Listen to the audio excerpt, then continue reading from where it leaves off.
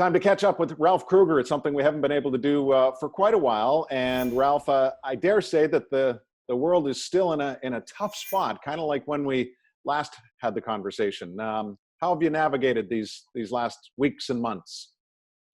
Well, the most important thing has been the communication with staff, with players, with management, ownership, and then also out of that communication, finding the balance with family, athletics, and working not only the body but the mind and finding opportunity there. So it's been multifaceted. I think we all tend to look out to what we try to see as a potential big picture, but it's been quite uncertain. And I just find getting back into the small picture and planning tasks and staying organized with short periods of time has been my solution. But all is good under the circumstances. Well, and that's great to hear that. And I do obviously want to dive into a lot of the things that you just hinted at, but I would like to know what you thought of the Stanley Cup playoffs and how everyone came through that pretty well under some incredibly challenging circumstances. Well, first and foremost, it was excellent entertainment. I mean, I watched every single game, and it was an opportunity really to process everything that we had done with Buffalo last year, to compare it to what was going on in the playoffs. And I thought the National Hockey League did an amazing job. I was very impressed with the product, the way the players engaged, and the coaching staffs and managements kept the players moving in an extremely entertaining hockey journey. And I thought it was a job well done for hockey and for the National Hockey League. And I again have had nonstop contact with my coaching staff. We had the games then also as discussion points. We broke down certain areas of certain teams at times, and have been brainstorming a lot since the playoffs ended. And we feel we've been able to tweak our system and our strategy for the upcoming season in a very interesting way. So really, when you say that, is that tweet, like, did you feel after further review, when everything was put behind us, did you then feel like there were things that you were happy with as far as the style of play, and it is just a tweak, or is it a little more of a bigger change in some areas than others? I know that's kind of it's a tough one to answer, but it does, I think, excite people to hear of things that you pick up and can maybe implement into the team. Well, we did feel that the players bought into our general style of play, the pressure that we want to put on the puck nonstop, the fitness level that you need to back that up, and offensively using everybody and being involved. There were so many good things happening in a season that ended up being disappointing because of the final placing. But I think we have a lot of good things to take with, and it is always an evolution with a team.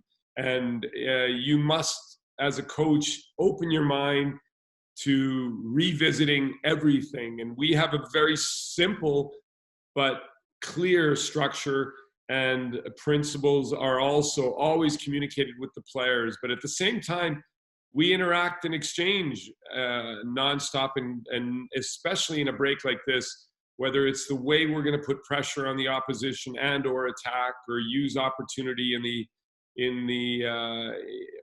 the specialty teams, where we just see bits and pieces. And the National Hockey League is a league of parity, Brian. We've spoken about it so often that it's percentage points. We don't need to change things 20, 25, 30% in Buffalo. We were there, we were close, we were competing, but we didn't get the job done. And we feel it's percentage points that'll take us to that next level. And it's those that we're working on, and we expect it to be noticeable, some of the adjustments we will be making. Within the coaching staff, was there, I wouldn't say consensus, but did a few of you latch on to certain things that you wanted to change, or did everybody bring something different to the table as far as what they wanted tweaked?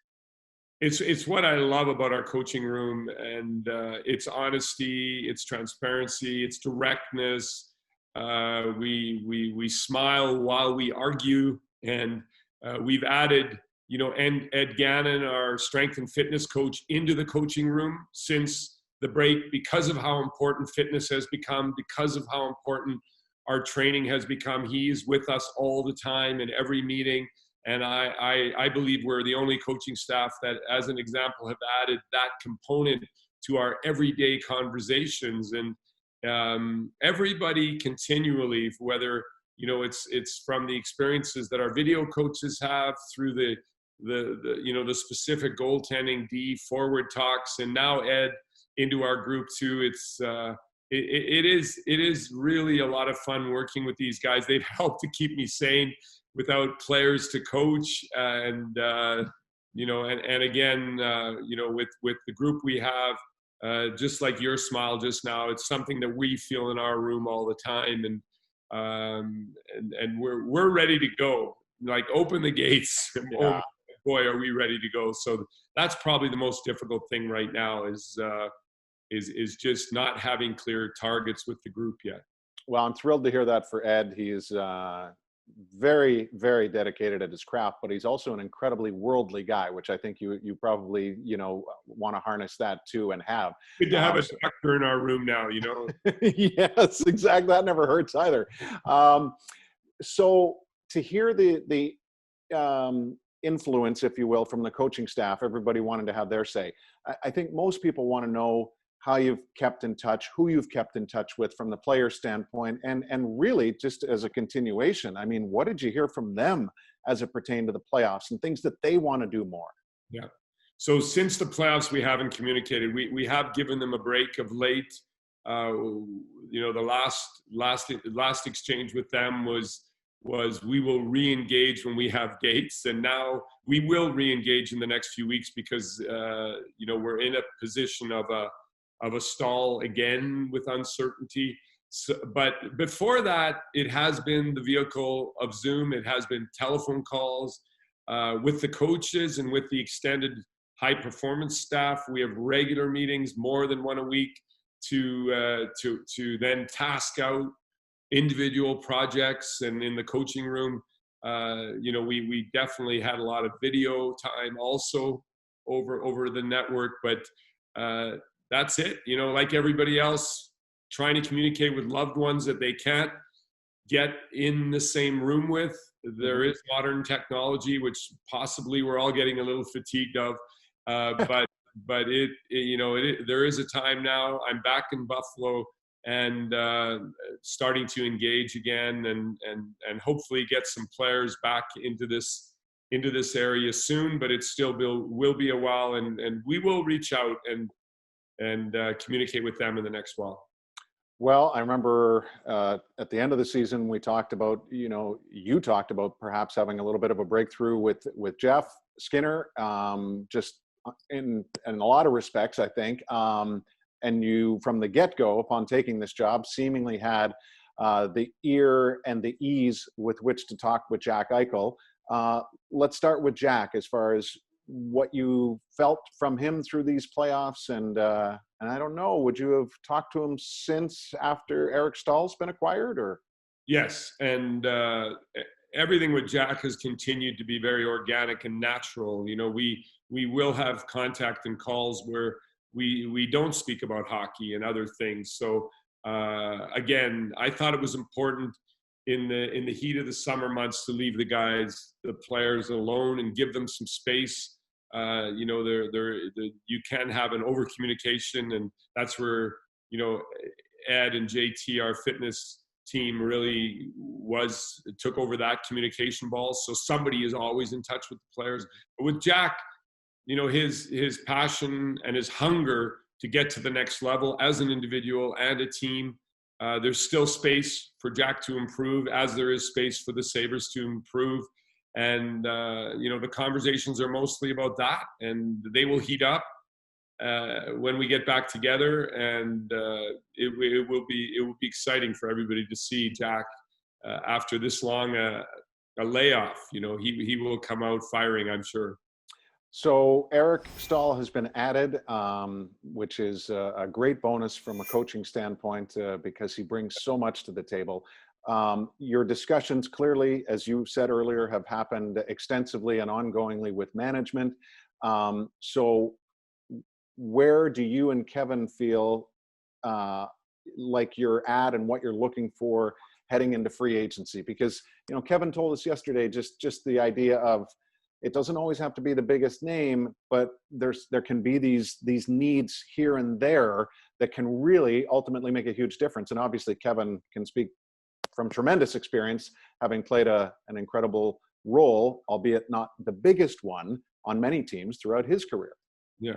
Well, first and foremost, before we speak about free agents, we have to look at players that we are expecting after this long break and opportunity to get up to speed that will be adding value. Whether it's Dylan Cousins, Casey Middlestat, Tage Thompson, these are players that we have a lot of faith in as far as what they will be able to give us in the next season, and we're working hard on getting them in the right space to be ready to take on more responsibility. There will be the growth of players who are, as Olofsson or Dahlin, Jack, Sam, all of them have opportunities still at their age to take another level.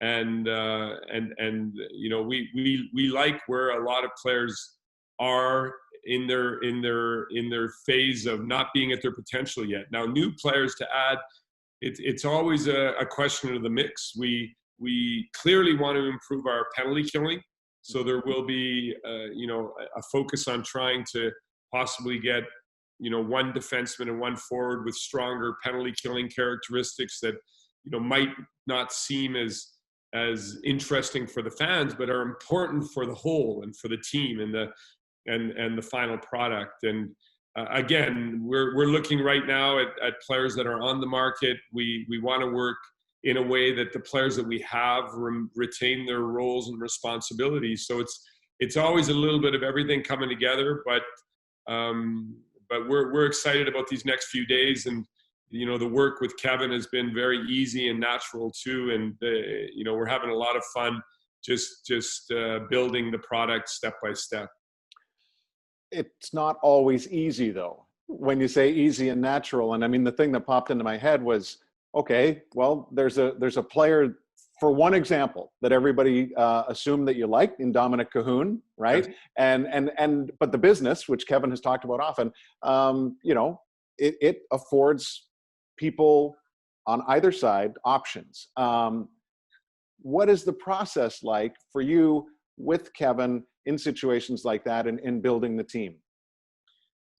Yeah, we both have one clear goal, and that's to do what's best for the Sabres as an organization, as a hockey team, for our fans, coming out with a product that's stronger than last year, more competitive than last year, but we're doing it in a very responsible and disciplined way. And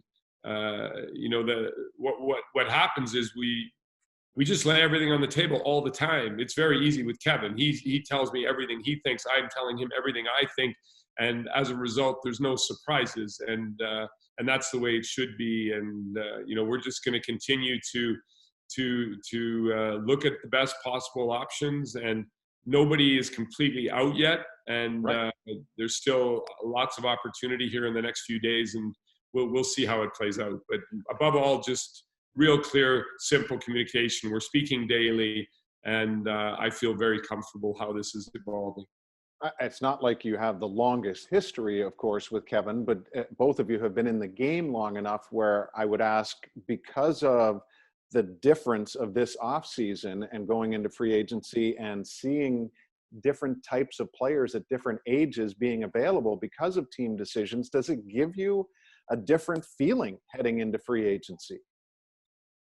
It does, but at the same time, the market is different than it's ever been before, as you already mentioned, and we need to also make sure we leave minutes and we leave spaces for players we already have. Sometimes what you have is undervalued because you take it for granted, And I want to underline again, there were a lot of good things happening last season. We had a very competitive team, and we did not get enough wins. I'll take responsibility for that. And we've bounced out of it that much hungrier because of where we landed. But we also shouldn't forget the things that were good, and we need to work on the things that were weak. And that'll be, that we will also need a few players. Eric Stahl at the forefront has changed the chemistry and the mix of the whole group with his experience, with his style, with the game he brings us, the option he will have, the space he will give Jack, so that we have a clearly strong number 2 centerman or number 1 centerman or whatever. We don't have numbers in our group, and important is they fight to establish themselves, with the wingers around them. So let's see how it goes, Brian. But it's there's a lot of permutations and combinations out there right now, but we've got a strong team as we head into this free agency. The energy, I feel it, Ralph, and obviously we've been around Kevin an awful lot the last couple of days too. Enjoy working together in tandem as you approach free agency here.